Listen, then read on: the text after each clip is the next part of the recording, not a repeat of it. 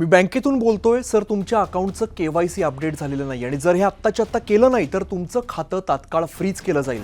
काळजी करू नका, इतक्या छोट्या कामासाठी तुम्हाला बँकेत यायची गरज नाहीये. मी तुमच्या व्हॉट्सॲपवरती APK फाईल पाठवतोय, फक्त त्यावरती क्लिक करा आणि तुमचं केवायसी अगदी घर बसल्या 2 मिनिटांमध्ये करा. असा जर तुम्हाला फोन येत असेल तर सावध व्हा, कारण इकडेच 90% लोक फसतात आणि आपलं बँक खातं रिकामं करून घेतात.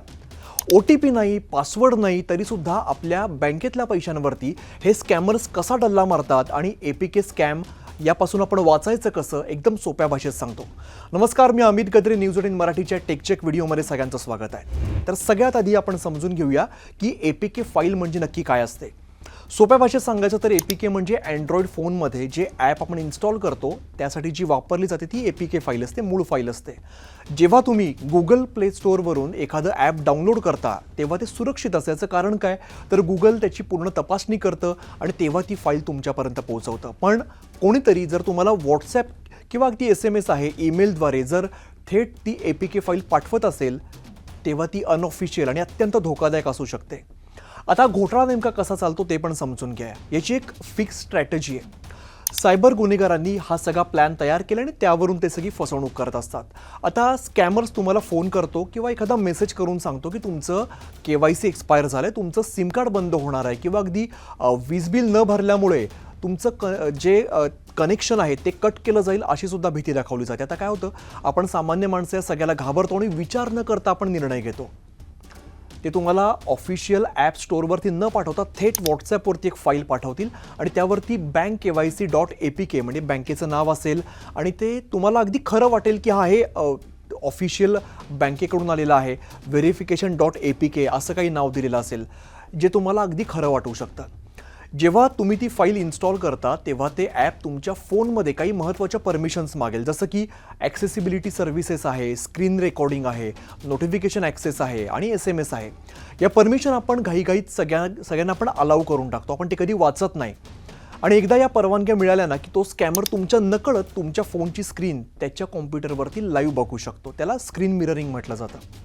तुम्ही बँक ॲप उघडल्यानंतर टाकलेला जो पासवर्ड आहे तो सुद्धा त्याला दिसेल. इतकंच नंतर तुमच्या फोनवरती येणारा जो OTP आहे तो सुद्धा तुमच्या आधी तो स्वतः वाचू शकणार आहे आणि डिलीटसुद्धा करू शकणार आहे. त्यामुळे तुम्हाला कोणताही मेसेज येणार नाही आहे, त्यावरून कोणताही तुम्हाला रिप्लाय करता येणार नाही, कारण तुम्हाला तो मेसेज दिसणार नाही, तो मेसेज गायब होईल. स्टेट बँक ऑफ इंडिया आहे किंवा HDFC आहे, ICICI अशा अनेक बँकांनी अधिकृतपणे जाहीर केलं आहे की कोणतीही बँक कधीही तुम्हाला अशा पद्धतीचा व्हॉट्सॲपवरती किंवा SMS आहे त्यावरती APK फाईल पाठवणार नाही आणि अशा पद्धतीचं KYC केलं जाणार नाही.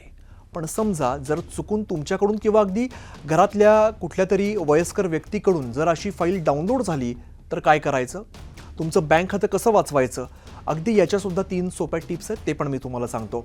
सगळ्यात आधी करायचं आपल्याला इंटरनेट बंद. म्हणजे जर तुम्हाला संशय आला की चुकीचं ॲप डाउनलोड झालं आहे तर फोनचा मोबाईल डेटा ऑफ करा, वायफाय ऑफ करा किंवा फोन तुमचा फ्लाईट मोडवरती टाका. त्यामुळे स्कॅमरचा तुमच्या फोनशी असलेला संपर्क तात्काळ तुटेल.